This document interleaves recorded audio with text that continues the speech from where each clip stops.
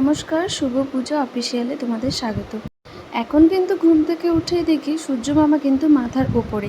তো সকালবেলা স্নান টান সেরে বাবুকে রেডি করিয়ে নিয়ে প্রায় 9টা বাজে। তো আমরা প্রায় রেডি হয়ে বেরিয়ে পড়েছি, আমার 2 ননদ, আমার ভাগ্নি, আমার ছেলে। বললাম মায়ের কাছে পুজো দেবো তার জন্য। তো প্রায় আমরা কাছাকাছি চলে এসেছি, আর আমার হাতে ছিল মিষ্টি।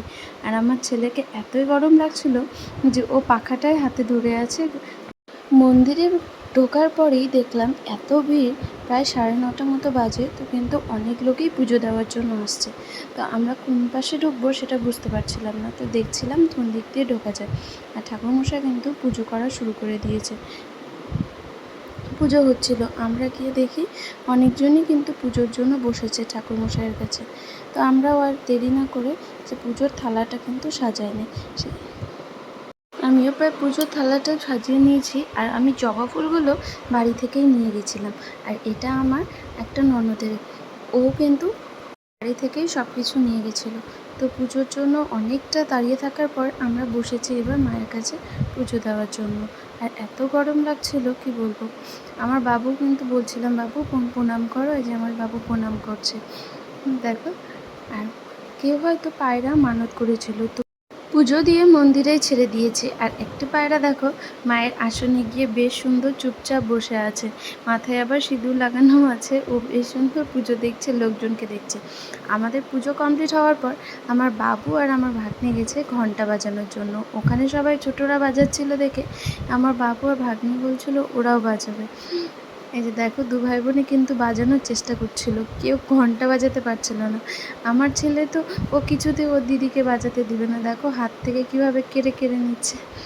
ও বলছে আমি বাজাবো, কিন্তু ও তো ছোট, ও পারছিল না। আমার ভাগ্নি ওকে শিখিয়ে দিচ্ছিল, কিন্তু ও কিছুতেই ছাড়ছিল না।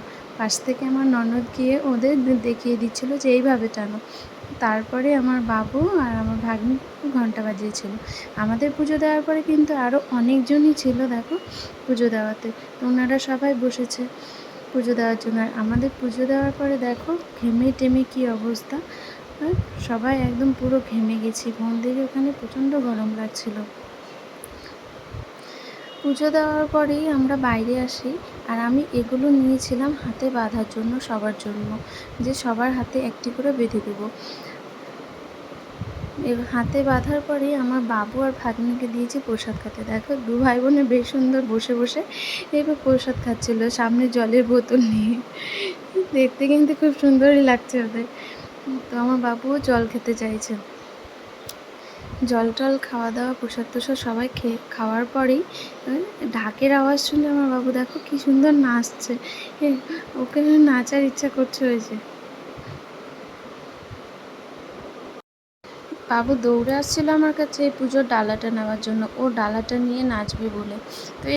তো সব কিছু কমপ্লিট হওয়ার পরেই আমরা একটা করে আইসক্রিম নিয়েছিলাম আর বাড়ি থেকে রওনা দিলাম। তো আজকের মতো টাটা। ভিডিওটি ভালো লাগলে লাইক করে দিও আর সাবস্ক্রাইব করতে